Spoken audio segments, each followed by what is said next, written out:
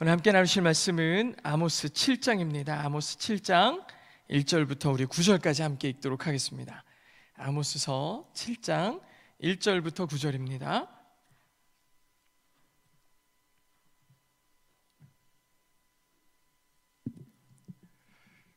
네, 다시 하셨으면 우리 같이 한 목소리로 한번 읽어보도록 하겠습니다. 7장 1절부터 9절까지입니다. 시작.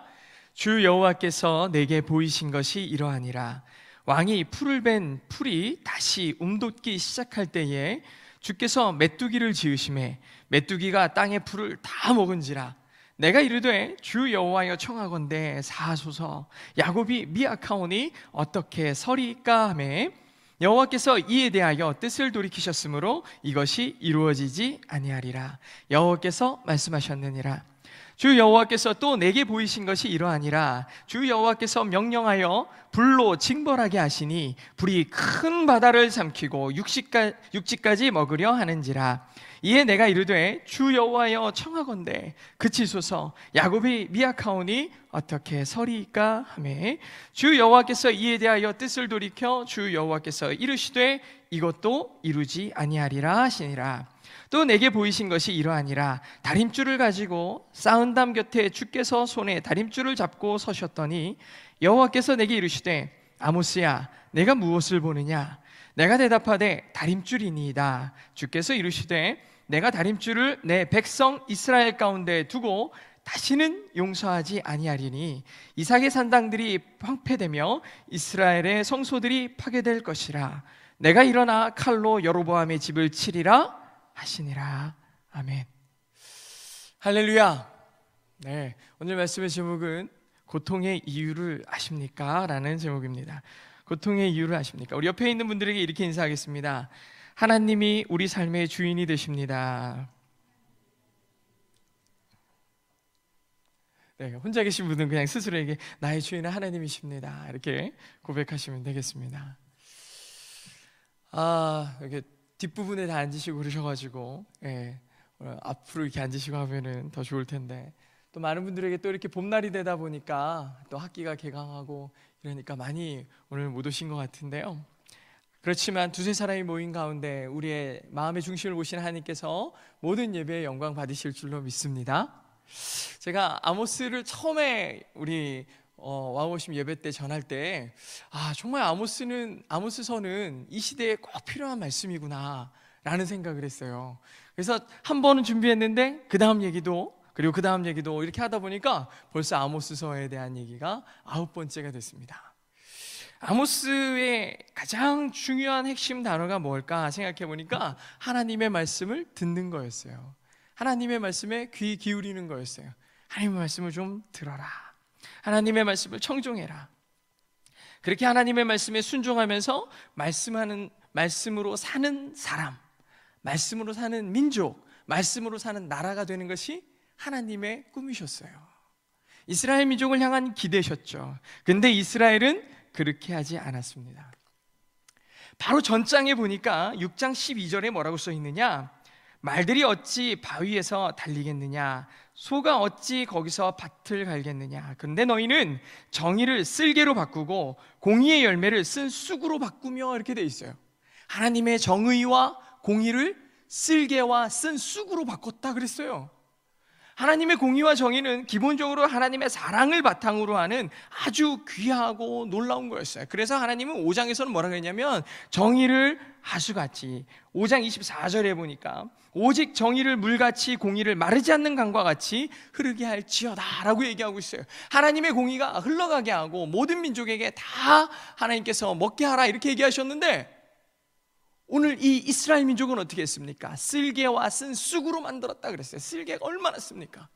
쓸개가 얼마나 독합니까? 그러니까 고기를 녹이는 그러한 소화제 아니겠습니까? 쓸개에서 나오는 것이. 그리고 쓴 쑥이라는 거예요. 인진쑥, 여러분 인진쑥 아시죠? 그렇게 쓴 쑥과 같이 하나님의 말씀이, 하나님의 공의와 정의가 변질됐다는 거예요. 왜 이런 말을 쓰고 있을까요? 우리를 살게 하시는 하나님의 정의와 공의를 잘못 사용하니까 그 공의와 정의가 고통이 되고 나를 올가매는 족쇄로 변했다는 거예요. 나를 원래 살게 하는 하나님의 사랑이 나를 고통스럽게 하고 족쇄로 만들었다는 거죠. 사람들은 불순종하기 위해서 말씀을 쓰거든요. 하나님의 공의와 정의를 자기를 불순종하는 데 대변하게 만듭니다. 한번 생각해 보십시오. 어떤 사람들은 난 술을 너무 마시고 싶은데 성경에 술을 마시라는 구절 없나? 생각해 보니까 예수님도 술을 마셨네. 나도 마셔도 되겠네. 하나님의 말씀을 자기를 정당하는데, 죄악을 정당하는데 쓰기 시작하는 거예요. 사람들을 선동하는데 말씀을 사용하는 거예요. 자기의 죄악들을 포장하고 그럴듯하게 만드는데 하나님의 말씀을 부분 쪼개가지고 자기를 정당하는데 사용하기 시작하는 거예요. 어느 순간부터 말씀이, 하나님의 공의가, 하나님의 정의가 그 말씀에 얽매여가지고 사람들을 악용하다 보니까 사람들을 쓸개와 쓴 쑥으로 만드는, 고통으로 만들어가는 거예요. 원래 하나님의 말씀이 우리 가운데 임하시면 자유함이 임해야 됩니다. 누가복음 4장 18절에 보니까 주의 성령이 임하시면 포로된 자가 자유를, 눈먼 자가 눈을 뜨고 억눌린 자가 자유해진다고 그랬어요. 근데 제가 교회 다니는 청년들을 많이 만나서 이야기를 듣다 보면요, 교회에 다니는 많은 청년들 가운데 정말 이렇게 자유함을 누리는 청년들이 많지가 않아요. 오히려 정반대일 때가 되게 많아요. 너무나 안타까운 일이죠. 교회가 족쇄가 되어서 시간과 물질과 정신적 노예가 되어 끌려다니는 거죠. 맨날 하나님 앞에 나와서 예배한다고 하지만 기쁨이 없고 날마다 끌려다니는 모습으로 살다 보니까 주변에 있는 사람들이, 야, 그렇게 힘든 걸 뭘 교회를 다니냐? 그렇게 예수 믿는 게 그렇게 힘들면 어떻게 예수를 믿겠냐? 이렇게 얘기하는 거예요. 어느 순간부터 주님을 위해서 기쁘게 하던 일들이 어느 순간부터 노동이 되고 고통이 되어서 족쇄가 되어서 끌고 다니는 거예요. 그러다 보니 정신적 노예가 됐습니다. 하나님의 말씀은 구원의 기쁜 소식이어야 되는데 도리어 사람들을 억압하는 도구로 사용되어지고, 이런 일들이 이스라엘에서 계속해서 반복되고 자행되고 있었어요. 하나님의 권리라는 이름으로, 하나님의 뜻이라는 이유로 사람들을 괴롭히고 고통 가운데 집어넣었던 거예요. 하나님이 이 사실을 보면서 굉장히 마음이 아프셨어요. 그래서 이스라엘에게 징계를 내리겠다, 재앙을 내리겠다 해서 오늘 말씀에 세 가지 재앙이 나옵니다. 7장 1절에는 메뚜기의 재앙이 나오고, 4절에는 불의 재앙이 나오고, 마지막 6절에는 다림줄의 재앙이 나옵니다. 이 세 가지 재앙을 통해서 하나님께서 이 이스라엘 민족에게 기대하시는 것이 무엇인가를 한번 생각해 보려고 그래요. 하나님이 재앙을 보여주실 때마다, 이 재앙의 환상을 보여주실 때마다 아모스는 하나님 앞에 간절히 기도합니다. 하나님, 거두어 주십시오. 이스라엘이 약해집니다. 하나님의 재앙을 견뎌내질 못할 거예요. 간절히 기도하니까 그래도 하나님께서 3절하고 6절에 보니까 뭐라고 그럽니까? 그 말, 하나님의 뜻을 거두셨다라고 돼 있어요. 하나님이 하나님의 말씀을 거두셨다. 너무나 감사한 일이죠. 모세가 기도했을 때 이스라엘 민족이 구원을 받았고, 아모스가 기도할 때 이스라엘 민족이 다시 사함을 받았어요. 여러분, 우리의 기도는 우리가 한 사람 한 사람이 기도할 때, 비록 여기에 적은 수가 모여 있지만 여러분들이 기도할 때 대전이 바뀔 것이고, 여러분이 기도할 때 여러분이 속한 교회가 바뀔 것이고, 여러분이 속한 공동체가 변화될 것입니다. 아모스의 간절한 기도와 애통함이 이 민족을 살리는 것을 보게 됐어요. 너무나 감사한 일이죠. 머리에 띠두르고 뛰쳐나가는 게 아니라 하나님께 이 나라를 맡기고 하나님의 온전한 뜻을 하나님께 내어 맡길 때 이 민족은 하나님이 통치하시는 나라, 하나님의 시선이 머무는 나라가 될 줄로 믿습니다. 그러면 첫 번째부터 한번 재앙을 살펴볼 거예요. 첫 번째 재앙이 뭐였느냐? 첫 번째 환상은 메뚜기를 보여주시는 것이었어요. 여러분들 아시는 것처럼 메뚜기는 어떤 존재입니까? 황폐함의 대명사 아닙니까? 성경에서도 메뚜기가 자주 나오거든요. 메뚜기가 한번 지나가고 나면은 그 땅이고 뭐고 다 황폐화되는 거예요. 근데 여기서 아주 놀라운 장면이 나옵니다. 7장 1절에 보니까 주 여호와께서 내게 보이신 것이 이러하다 하시면서 아모스가 기록한 문장을 보니까, 왕이 풀을 벤 후 풀이 다시 움돋기 시작할 때에 주께서 메뚜기를 지으심에 그랬어요. 여기에 지금 풀을 베는 사람이 누구죠? 왕입니다. 이게 상상이 잘 안 되죠. 왕이 막 왕관 쓰고 그럴듯한 모습으로 나가가지고 풀을 뱁니다. 왕이 풀을 벤다는 것 자체가 상상이 안 되는데, 이거는 은유적인 표현이거든요. 다 여기에 지금 나와 있는 표현들이 은유적인 표현이에요. 왕이 풀을 벤다는 뜻은 백성들에게 자기의 살 것을 거둬들이고 이웃 나라에 조공을 바치고, 하여튼 자기 계획이 있는 거예요. 그래서 풀을 베는 거예요. 백성들에게서 세금을 걷고 백성들에게서 착취를 하고, 이렇게 해가지고 자기의 계획들을 세우는 거죠. 그렇지, 이렇게 하면 되지, 저렇게 하면 되지. 풀을 또 베고 나니까 또 새 풀이 다 자라나는 거예요. 그래, 저것들이 자라나면 또 이렇게 써야지, 저렇게 써야지. 아마 왕은 풀을 벨 때마다 그런 계획들을 세웠을 거예요. 그런데 어느 날은 풀을 베고 보니 메뚜기가 날라와 이제 움트기 시작하는 새싹을 먹어버린 거예요. 이제 막 자라나는, 그러니까 왕이 계획하고 저것이 자라면 이렇게 해야지, 이것이 자라면 이런 식으로 써야지 했던 그 많은 계획들이 순식간에 사라져버렸어요. 순식간에 무너진 거예요. 이 환상의 본질은 어디에 있습니까? 이 새싹들이 자라나는 이 백성들이 큰 위기 가운데 빠진다는 거예요. 그러니까 아모스가 하나님 앞에 무릎 꿇고, 하나님 제발 이 민족을 구원해달라는 거예요. 왕은 자기가 계획하고 이루기를 소망하는 많은 것들이 하나님 앞에서 이 메뚜기가 날아와서 금방 사라져버리는 것처럼 이 하나님 앞에서는 아무것도 아니라는 것을 배워야 한다는 거예요. 하나님의 뜻이 아니면, 하나님의 도우심이 아니면, 자기가 계획하고 아무리 고민하는 것들이라 할지라도 하나님이 도우시지 않으면 아무것도 되지 않는다는 거예요. 이거를 알으라는 거죠. 우리의 삶도 한번 생각해 보십시오. 우리도 청년의 때를 살면서 젊은이들의 시절, 그리고 나이가 점점 들어가면서 여러 가지 계획들을 세웁니다. 장차 10년 동안 무엇을 할지, 내가 무슨 공부를 하고 무슨 자격증들을 따놓고 이제 어떻게 보험을 들어놓고 어떻게 저축을 시작하고 막 계획들을 세워요.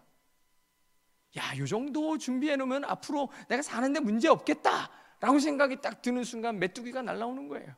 우리 인생에 엄청나게 많은 것들을 준비해 놓고 그럴듯하게 든든하겠지, 내 인생의 모든 준비를 마쳤다고 하는 순간 메뚜기가 인생에 한번 몰아치면 끝나는 거죠.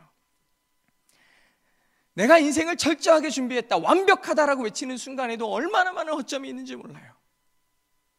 저도 이 정도면 정말 퍼펙트야 라고 얘기하는데, 나중에 시간이 지나고 나서 사람들이 옆에서 보면 아이고 이것도 못했네 저것도 못했네, 전문가들이 바라보면 얼마나 허점투성인지 몰라요. 왕이 계획하고 풀을 베고 새로운 풀이 자라나는 것을 기대하며 바라보는 순간 하나님이 도우시지 않으면 아무것도 할 수 없는 거예요. 우리의 인생도 마찬가지인 거죠. 하나님이 도우시지 않으면 아무것도 할 수 없는 거예요. 모든 일의 완성은 하나님께 달려있는 거예요. 내 삶의 열매도 하나님이 맺게 하셔야 맺을 수 있는 것이고, 내 삶의 의미도 하나님이 의미 있다 하실 때 의미가 있어지는 거예요. 모든 것들이 잠언 16장의 말씀처럼 사람이 마음으로 자기의 길을 계획할지라도 그 걸음을 인도하시는 분은 하나님이시다, 여호와시다. 우리의 삶의 믿음의 고백이, 내가 살아가는 그 호흡마저도 하나님께 맡겨드립니다, 이 순간도, 지금 내가 이 자리에 나와 하나님 앞에 예배하는 이 순간도 하나님께 맡겨야 하나님이 응답하시고 이루실 줄로 믿습니다. 오늘 첫 번째 환상이 보여주는 이 메뚜기의 환상은 우리의 인간의 수많은 노력들이 아무 의미가 없을 수 있다는 거예요. 하나님이 함께 하시지 않으면. 두 번째는 불의 재앙이 나옵니다. 불의 재앙을 보니까요, 이 불이 한 번에 몰려와가지고 바다를 삼키고 육지까지 올라온다 그랬어요. 이것도 역시 은유적인 표현이겠죠. 이스라엘은 마치 바다에 둘러싸여 있는 하나님의 섬과 같은 거였어요. 수많은 대적들이 이스라엘을 둘러싸고 있었어요. 하지만 이스라엘이 건재할 수 있었던 유일한 이유는 국력이 강력해서도 아니고 힘이 세서도 아닙니다. 누가 보호하시기 때문이었느냐? 하나님께서 보호하셨기 때문이죠. 하나님이 바다와 같이, 섬을 둘러싼 바다와 같이 하나님의 평강과 보호하심이 바다와 같이 이 섬을 지키고 있었던 거예요. 근데 하나님의 두 번째 재앙이 뭡니까? 불을 내려 바다를 삼킨다 그랬어요. 하나님이 무슨 뜻이냐? 너희를 보호하고 있던 내가 이제 그 보호를 거두겠다는 거예요. 그리고 육지까지 몰려와 너희가 섬멸되고 외부의 적들에 의해서 삼켜지는 것들을 그냥 두겠다 이겁니다. 사실은요, 하나님께서 무관심해지겠다는 거예요. 그 이전까지는 야 똑바로 안 해? 똑바로 해. 이렇게 하면 안 돼, 저렇게 하면 안 돼. 여러분, 이것도요 관심이 있을 때 하는 거예요. 얘가 잘 되기를 바라고 옳은 길을 가기를 바랄 때 하는 일이죠. 근데 이제 뭐 하시겠다는 거예요? 그 모든 관심과 모든 보호하심을 거두겠다는 거예요. 그냥 두겠다. 사실 가장 마음 아픈 게 이거 아닙니까? 너 나랑 상관없어. 그 전까지는 미워할 때도 무슨 마음이 있었기 때문에, 사랑하기 때문에 미워할 수도 있었던 거죠. 이제 미워할 힘도 없다는 거예요. 미워할 힘도. 그냥 두겠다. 그냥 두겠다. 그냥 두겠다. 불을 내려 나의 보호와 나의 모든 것들을 거두시겠다라고 얘기하시는 그 마음, 어떻게 보면 우리의 인생 가운데도 가장 처절하고 가장 아픈 하나님의 징계입니다. 다윗이 우리아의 아내를 범하고서 마음속에 너무나 큰 공고함이 있을 때 하나님 앞에 무릎 꿇고 가장 간절히 기도했던 것이 무엇입니까? 내 안에서 주의 성령만 제발 거두지 말아 주십시오. 처절한 고백이잖아요. 구원의 기쁨을, 구원의 감격을 내 안에서 거두어가지 말아 주십시오. 다윗이 살아가는 유일한 이유는 그가 왕이어서 그 권력을 누리기 때문도 아니었고, 그가 가지고 있는 수많은 부귀와 영화 때문도 아니었고, 다윗을 사랑하는 수많은 사람들 때문이 아니라 내 안에 계신 성령이었다는 거예요. 나를 살게 하는 능력이 하나님의 능력이었고, 내가 기쁜 유일한 이유는 구원의 감격이었다는 거예요. 나를 살려주시는 하나님 때문에 내가 너무나 기뻤고, 나를 나로 존재하게 하시는 그 하나님 때문에 너무 행복했다는 거예요. 근데 내 죄악이 하나님으로부터 나를 떨어지게 하는군요. 내 안에 성령을 제하지 마시고 내 안에서 그 구원의 기쁨의 감격을 제발 잃지 않게 하여 주시옵소서라고 다윗이 처절하게 기도하는 거예요. 이스라엘은 너무나 어리석게도 하나님의 이 보호하심으로 생각하지 않고 억압과 족쇄로 생각했던 거예요. 그래서 하나님이 늘 간섭하는 게 싫었던 거예요. 조금만 벗어나면 자유할 줄 알았고, 하나님이 조금만 눈 감아주시면 되게 행복할 줄 알았는데, 여러분 그게 행복이겠습니까? 무너져가는 거예요. 성령이 내 안에서 떠나져가면 되게 자유할 것 같고, 구원이라는 것, 구원 때문에 내가 할 수 있는 게 아무것도 없어, 예수님 때문에 내가 할 수 없는 게 아무것도 없어 라고 얘기하면서 세상으로 막 달려나가면 되게 행복할 줄 알았는데 아니라니까요. 우리 그리스도인들의 정체성은 하나님께 있어요. 예수님께 있어요. 그 보혈이 나를 행복하게 하는 거고, 그분의 사랑한다고 얘기하시는 그 음성이 나를 춤추게 만드는 거예요. 오늘 이 시간에 달려나와 예배하는 본질적인 이유도 어디 있습니까? 그분이 나를 사랑하기 때문이잖아요.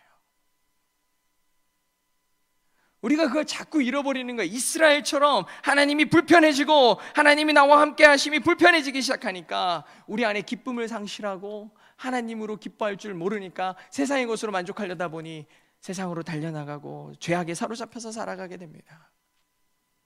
우리의 기도도 본질적으로 하나님의 이 불의 진노와 같이 하나님의 보호하심이 떠나가는 것에 대해서 두려워해야 되겠고, 구원의 감격을 잃어버리는 것에 대해서 가장 슬퍼할 줄 아는 믿음의 백성들이 되어야 될 줄로 믿습니다. 마지막 세 번째는 무엇이었느냐? 다림줄 환상이었어요. 다림줄 환상. 다림 그러니까 무슨 옷을 다리고 이러는 거라고 생각하시는데, 다림이 원래 뭔지 보니까 수평 수직이더라고요. 수평과 수직이었습니다. 다림줄이 뭐냐? 맨 끝에 줄을 딱 달아놓고 실로 이렇게 묶어가지고 천장에다 딱 매달아 놓으면은 이게 수직으로 탁 떨어지는 이 줄이 다림줄이에요. 하나님께서 아모스에게 물어보죠. 너 내가 지금 뭘 들고 있느냐? 그러니까 다림줄입니다. 얼마 전에 제가 지금 이제 교회 사무실을 이렇게 만드느라고 교회에다 벽을 이렇게 쭉 세우고 있었어요. 벽을 쭉 세우고 있는데 저는 저녁도 되고 빨리 해야 되고 해가지고 그냥 빨리 맞춰 해가지고 막 세우고 있었어요. 한 3장쯤 꼈을까요? 한 3m 정도 벽을 만들고 있는데 갑자기 약간 전문가 같은 집사님이 딱 오시더니 딱 이렇게 팔짱을 끼고서 보시는 거예요. 그러시더니 목사님 다 부셔야 돼요 그러는 거예요. 얼마나 어렵게 맞췄는데 지금 막 핸드폰에 있는 그 각도기로 막 맞춰가면서 이게 막 기울어지지는 않았나 막 이렇게 맞추면서 열심히 만들었거든요. 열심히 만들었는데 목사님 다 부셔야 돼요 그러는 거예요. 정말 그냥 할까, 그냥 무시하고 할까 막 이런 생각도 막 들고 그러다가 그 집사님이 보시더니 제가 보여드릴게요 딱 그러는 거예요. 그러더니 실 끝에다가 이렇게 병을 딱 묶으시더니 천장에다 딱 걸었어요.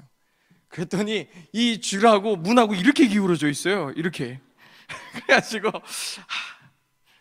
이거 어떻게 하죠? 그랬더니 목사님 이거 이대로 만들면 문도 안 열리고 문 열다가 벽 자빠져요 이러시는 거예요. 그래가지고 다 뜯으시더라고요. 다 뜯어가지고 다시 시작하시더라고요.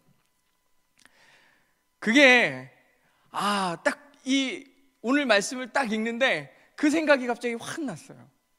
하나님이 딱 오셔가지고 이스라엘 민족에게 얘기하시는 거예요. 아모스에게 얘기하시는 거예요. 말씀의 다림줄을 탁 들이세우고 너희 마음대로 세웠던 삶, 너희 마음대로 즐겼던 그 삶들에게 다림줄을 대겠다는 거예요. 얼마나 왜곡되고 얼마나 비뚤어진 인생이냐고요. 하나님의 말씀에 비춰보니까 하나님의 말씀의 다림줄에 내가 버텨보려고 하는데 어느 순간 기울어지고 무너지고 부서지는 거예요. 하나님께서 그렇게 무너지는 인생들에 대해서 다림줄로 너희들을 심판하겠다는 거예요. 하나님의 말씀과는 아무 상관없는 인생을 살아가고 있는 이 이스라엘 민족에게 하나님께서는 말씀으로 든든하게 세워지지 아니하고 반듯하게 세워지지 않았던 이스라엘 민족을 다림줄로 비뚤어지고 기울어진 이스라엘 민족을 무너뜨리겠다고 선언하시는 거죠. 이전의 재앙들은 아모스가 간절히 기도함으로 인해서 다 거두셨지만 이 다림줄의 심판은 하나님께서 다시는 용서하지 않겠다 그러셨어요. 우리가 인간적인 욕심으로 계획을 하다가 실패할 수도 있어요. 그럼 하나님께 다시 돌아가면 되는 거죠. 근데 말씀에서 벗어난 인생들, 시작부터 잘못되고 기본이 잘못되고 틀이 잘못된 우리의 삶은 무너뜨리지 않으면 다시 설 수가 없는 거예요. 다시 한번 하나님의 말씀의 바탕 안에서 날마다 비추며 내가 올바로 가고 있는지, 올바로 세워지고 있는지 점검하지 않으면 어느 순간에 비틀비틀 무너져 내리는 인생밖에 될 수밖에 없는 거예요. 오늘 구절에 보니까 이런 말이 나옵니다. 이삭의 산당들이 황폐되며 이스라엘의 성소들이 파괴될 것이라 돼 있어요. 아니, 산당이 뭡니까? 산에다 당을 지어놓고 원래는 하나님을 예배하는 곳이어야 되는데 그 이름도 뭡니까? 이삭이에요. 이삭. 얼마나 이름 거룩하게 지어놨어요. 근데 거기서 뭐합니까? 우상 숭배하는 거예요. 거룩한 장소에서 하는 일이 뭐예요? 자기의 만족과 쾌락과 즐거움을 누리는 인간적인 만족의 장소로 변하는 거예요. 이 땅에 수많은 교회들이 있죠. 근데 그 수많은 교회들 가운데 어떤 교회들은 정말 이 산당과 같이 이름은 이삭이라고 거룩하게 지어놓고 교회 이름들 중에 안 좋은 이름이 어디 있어요? 다 좋잖아요. 제가 알고 있는 이름 중에 좀 안 좋은 이름은 하나 있었어요. 얼마 전에 가보니까 동네 이름이 사탄인데 교회 이름이 사탄교회가 있어가지고 좀 이상한 교회가 있긴 했는데, 그런 이름이 있긴 한데 뭐 그런 거 말고는 이름이 다 좋잖아요. 이름이 다 은혜가 됩니다. 그렇게 좋은 이름들 가지고서 교회에 당을 지어놓고서 결국에 뭐합니까? 자기 욕심을 채우는데, 자기의 만족을 누리는 대로 교회를 사용하고 자기의 뜻대로 이용하는 사람들이 얼마나 많습니까? 오늘 이 아모스서가 지적하고 있는 게 바로 그겁니다. 너희가 이름은 이삭의 산당이라고 지어놓고서 이삭의 산당이라고 지어놓고서 하는 일이 뭐냐? 내가 그걸 파하겠다라고 얘기하는 거예요.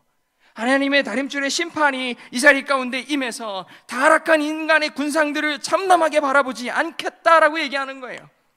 거룩의 모양을 갖춘 그리스도인들, 말로는 그리스도인이고 크리스찬이고 나는 그리스도인입니다 라고서 여기다 붙여놓고서 살아가는 우리의 인생인데, 속을 보니까 여전히 세상에 쩌들어 있고 겉으로는 이삭의 산당인 것 같은데 속으로는 방탕과 쾌락이, 세상의 즐거움으로 가득한 삶을 살아가고 있다는 겁니다. 이럴 때마다 우리는 삶의 말씀의 다림줄을 내려야 됩니다. 그리고 말씀에 비춰야 되는 거예요. 내가 올바로 서 있는가? 내가 하나님 앞에 바로 가고 있는가? 날마다 그 다림줄이 내 삶의 표준이 되어서 조금 비뚤어지면 다시 돌아오면 돼요. 그때는 돌아올 수 있어요. 근데 말씀을 잃어버리고 살아가는 우리의 인생은 결국에는 무너지고 부서지는 겁니다. 말씀이 삶의 절대적 기준이 될 때 우리는 하나님이 기뻐하시는 삶을 살 수가 있는 것입니다. 며칠 전에 한 목사님을 만났어요. 제가 개척을 준비하면서 목사님을 만났는데 그분도 개척을 벌써 1년 정도 하신 분이에요. 가서 이런저런 얘기하는데 목사님이 그런 얘기 하시더라고요. 우리 교회 성도님들이 기도의 응답을 받고 정말 헌신하는 모습을 보게 됐습니다. 얘기하는 거예요. 정말 놀라운 기도의 응답들을 받았어요. 오랫동안 아이를 갖지 않았던 분이 하나님 앞에 나왔더니 아이가 생기고, 저는 이런 얘기 들을 때마다요 의심을 하죠. 진짜? 이런 얘기를 하는 거예요. 근데 너무 친한 목사님이 그러니까 진짜일 거라고 생각을 하고, 어떻게 그런 일이 일어나요? 물어봤어요. 어떻게 그런 일이 일어납니까? 라고 물어보니까 이 목사님이 하시는 말씀이 이전의 삶을 버리고 하나님께서 원하는 삶을 살기 시작했거든요. 근데 사람들은 삶을 바꾸지 않고 자기가 원하는 것만 이루어 달라고 하는데 하나님은 그들의 삶이 하나님이 원하시는 삶으로 바뀌길 기다리십니다. 그리고 바뀌었을 때 응답하시더라고요. 그러는 거예요. 또 궁금한 게 생기죠. 아니 그러면 어떻게 사람들이 삶이 바뀌었어요? 저는 대답이 너무 뻔할 거라고 생각했어요. 날마다 교회에 나와 기도하기 시작했고요, 성경을 갑자기 일독하기 시작했고요, 헌금을 갑자기 많이 내기 시작했어요. 이런 얘기할 줄 알았어요. 근데 너무 대답이 놀라웠어요. 뭐라고 얘기하시느냐, 목사님이 가정에서 자녀들에게 아버지가 하나님을 믿는 사람이라는 것을 실망시키지 않게 해야 되겠고요, 직장에서도 동료들에게 예수 믿는 사람이라는 사실이 부끄럽지 않게 행동하는 것이 우선이었습니다. 이런 식으로 친구와 사회 전반에서 하나님의 사람으로서 살아가는 것이 하나님이 기뻐하는 거예요. 한번 생각해 보십시오. 여러분 누구나 다 해봤을 법한데 초등학교 1학년이고 2학년일 때도 여러분 나 학교 안 다녀요 하고서 목욕탕 그냥 들어갔던 적 요즘에는 없겠지만 옛날에는 우리 어머님들의 강요와 압박으로 했던 적 있지 않습니까? 다들 저만 한 것 같은 표정인데 어머니가 막 꼬집으면서 막 너 7살이야 7살 막 이러시고 너 일찍 태어났잖아 막 늦게 태어났잖아 막 이러시고 이렇게 하면서 막 나이를 속여요. 나는 분명히 초등학생인데 근데 막 학교 안 다닌다고 얘기해야 되고요. 그런 거 자꾸 익숙해지다 보니까 중학교 갔는데도 초등학교 회수권 막 내고 다니고 뭐 얼마나 됩니까 돈이 막 몇십 원이잖아요 몇십 원. 그런데도 거짓말이 익숙해지는 거예요. 그냥 거짓말하고 살아요. 아무데나 막 쓰레기 버리고 살아요. 나는 하나님 믿는 사람인데 거짓말이 익숙한 거예요. 하나님이 보신다라는 생각은 없어요. 그런 식으로 점점 성장하니까 어른이 되고 나서도 세금을 탈루하기 위해 거짓을 말하고 온갖 편법을 동원해가지고 자기의 이익을 도모하는 사람들 가운데 그리스도인들도 있더라고요. 어느 순간부터 보니까. 근데 아까 전에 얘기하는 그 목사님의 간증은 그거예요. 우리가 하나님 앞에서도 부끄럽지 말자. 사회에 나가서 나도 장로야, 나도 교회 집사야. 그러니까 나도 술 먹는데 너도 먹어야 돼. 넌 평신도잖아. 그러면서 강요하고 괴롭히는 거 안 된다는 거라니까요. 하나님의 사람이면 하나님의 사람다워야 된다는 거예요. 우리는 말로만 명찰만 그리스도인 붙여놨죠. 이삭의 산당이라니까요. 겉으로는 이삭의 산당이라고 붙여놨어요. 여기가 이삭의 산당이다. 얼마나 거룩합니까? 나는 그리스도인입니다 붙여놨어요. 근데 하는 짓은 뭐예요? 방탕과 부패와 우상숭배로 가득 차 있는 모습이잖아요. 우리의 삶은 다릅니까? 하나님을 믿는다라고 그리스도인이라고 해놓고서 하는 짓은 우상숭배하고 있죠. 사람들의 만족에만 가득 취해가지고 얼마나 많이 나를 위해서 하나님의 이름을 사용하고 있습니까? 하나님의 다름줄은 이런 삶을 살아가는 사람들에게 내 삶이 얼마나 비뚤어지고 왜곡되어졌는지를 적나라하게 보여주는 심판인 것입니다. 하나님의 말씀을 읽는데도 하나도 마음에 찔림이 없고 그래 난 잘하고 있어. 그렇게 여전히 생각하고 있다면 우리는 진짜 하나님 앞에 무릎 꿇어야 돼요. 우리의 왜곡되어지고 비뚤어진 삶을 하나님 앞에 비추고 살아가야 됩니다. 우리는 말 그대로 그리스도인이잖아요. 하나님을 아버지라고 부르는 특권을 가진 사람이잖아요. 얼마나 부유합니까? 온 세상 만물의 주인이 하나님이신데 그분을 아버지라고 부르니 세상 만물이 나의 것이니 얼마나 부유해요. 하나님이 내 아버지니까 얼마나 자랑스러워요. 그런데 살아가는 모습을 보면은 다 영적인 고아와 같이, 다 영적인 거지와 같이 살아간다니까요. 자랑스러움은 하나도 없고 날마다 비굴하게 거짓말하고 누군가를 속이고 권력 앞에 돈 앞에 무릎 꿇는 모습을 보게 됩니다. 사랑하는 성도 여러분, 예배자 여러분, 그리스도인으로서의 자부심을 잃지 마시기 바랍니다. 하나님의 자녀로서 당당하십시오. 그렇게 걸어가야 됩니다. 여러분은 오늘 아모스가 보여준 아모스가 바라봤던 이 세 가지 재앙들에 대해서 어떻습니까? 자유하십니까? 저는 이 세 가지가 다 걸립니다. 날마다 계획하는데 저는요 날마다 계획하는데 날마다 그대로 안 돼요. 그래가지고 요즘에는 계획을 잘 안 해요. 하나님이 어떻게 이끄실지를 기대합니다. 이제 계획하는 게 아니고 오늘은 무슨 일이 일어날까 기대하게 되더라고요. 그러면 가서 너무나 놀라운 일들을 보게 될 때가 있어요. 너무나 감사한 일들이 많이 일어나요. 나중에 간증을 또 하겠지만 그런 일들을 많이 보게 됩니다. 오늘 이스라엘은 하나님을 자신의 주인으로 인정하는 척 했을지는 모르지만 진정으로 섬기며 순종하지 않았어요. 메뚜기와 불의 재앙은 피할 수 있었을지 모르겠지만 다림줄의 심판 앞에 모두 무너질 수밖에 없었습니다. 오늘 이 말씀을 바탕으로 다시 한번 내 삶을 점검하시고 나를 끝까지 사랑하시기에 끝까지 붙잡으시는 그 하나님 앞에 온 땅의 주인 되시고 나의 삶의 길이 되시고 희망이 되시고 진리 되시는 그분을 따라가시는 믿음의 예배자들 되시길 주의 이름으로 축복합니다.